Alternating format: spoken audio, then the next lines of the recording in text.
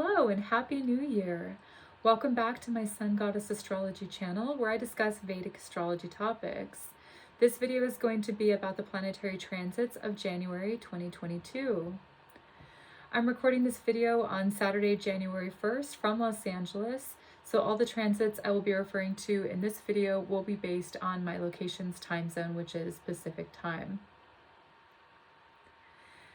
The month begins with a fresh start from the new moon in Purva Ashada Nakshatra at 18 degrees 10 minutes of the Sagittarius constellation. This happens on January 2nd at 10:33 a.m.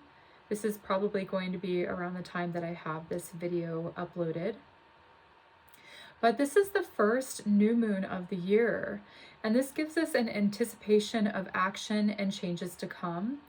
It also gives us enthusiasm and really an emphasis on the early formation of newly inspired thoughts because it's occurring in Sagittarius. It's important during this time to be aware of your opinions. It will be useful to introspectively ask yourself, do you still believe what you once did? During this new moon, ask yourself, are my current beliefs still serving me? What new beliefs am I currently formulating?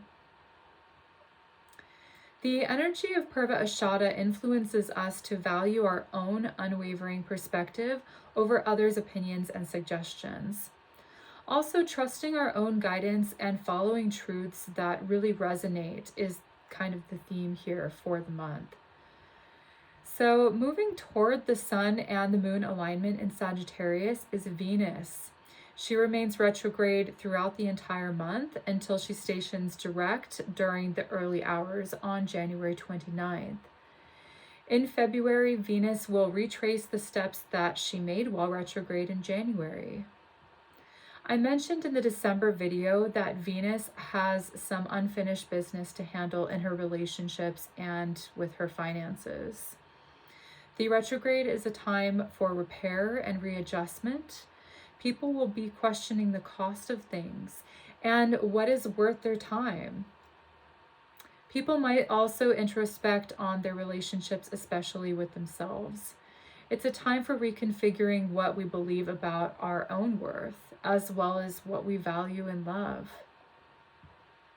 The most observed transit of the month is Makar Sankranti. This is a celebrated annual transit of the Sun ingressing into sidereal Capricorn. This year, the Sun enters Capricorn on January 14th at 1 a.m. Makar Sankranti is an auspicious time of the year because it is the Vedic Uttarayana, a time that is historically celebrated as Vedic winter solstice, marking the Sun's fortuitous northern ascent, which heralds longer days ahead for the northern hemisphere. So basically the sun grows in light. But due to the precession of the equinoxes and the astronomical difference between the tropical and sidereal zodiacs, the date of Makar Sankranti is slowly diverging from the tropical winter solstice point, which is the origin and actual point of Uttarayana. However, Makar Sankranti is a blessed solar observance nonetheless, bringing warm tidings of newness. Additionally, the Sun is strong in Capricorn for purifying rituals, service, forgiveness, cleansing past mistakes, and an overall cleansing of the energy around us, especially as the Sun is being overshadowed by Saturn, who remains pretty strong in his own sign of Capricorn during the Makar Sankranti. It's interesting to note that Mercury stations retrograde at the same time as Makar Sankranti. A couple hours after the Sun enters into Capricorn on the 14th, Mercury begins to shift backwards in his transit, also in Capricorn, at 3:42 a.m. Mercury is retrograde throughout the month, avoiding connection to Saturn and postponing crossing over Saturn until early March. I take this to mean that Mercury influences us to do some reconsidering before making any long-term commitments. These long-term commitments can be made when he reaches Saturn in March. Also, Mercury avoids crossing back into Sagittarius, stopping just before reaching the Sagittarius constellation. So his focus really remains within the realm of Capricorn, and his business is with Saturn during the retrograde of January. Mercury stations direct in early February at 0 degrees Capricorn, which seems to be a very intentional retrograde movement this month. I think it's to avoid any unnecessary reworking in Sagittarius sign. Venus is still retrograde in Sagittarius, and we discussed the implications of that. But it seems as though Mercury is changing the operation when it comes to public policy and procedure, and isn't as much concerned with beliefs and belief systems, opinions, as he has already a grasp on the bigger picture of what he wants to be organized and then put into action. January brings a month of the inner planets, Venus and Mercury, in their retrograde motion. This signifies more personal matters being reconstructed and renewed. To be honest, this isn't the year for holding on to your New Year's resolutions that started at the beginning of the calendar month, as activities that are implemented during retrogrades will not be completed and have the potential to be rerouted in a completely different direction. So your best bet is to do some reworking or readjusting to what you have already started rather than launching brand new agendas and goals this month. The best thing to do really, instead of pushing forward and initiating new plans, is to just see what is naturally showing up for you. The energy comes to you this month. Whatever information you need in order to proceed into the month of February will come to you. Just be allowing for what is unfolding and follow the signs. There's not too much for us to do at this moment in time, but to complete and prepare for new changes that are coming later. So anything initiated during the month of January will be up for review at a later time. We are still in a state of rest and renewal during these winter months, with a hopeful anticipation of spring coming into new bloom.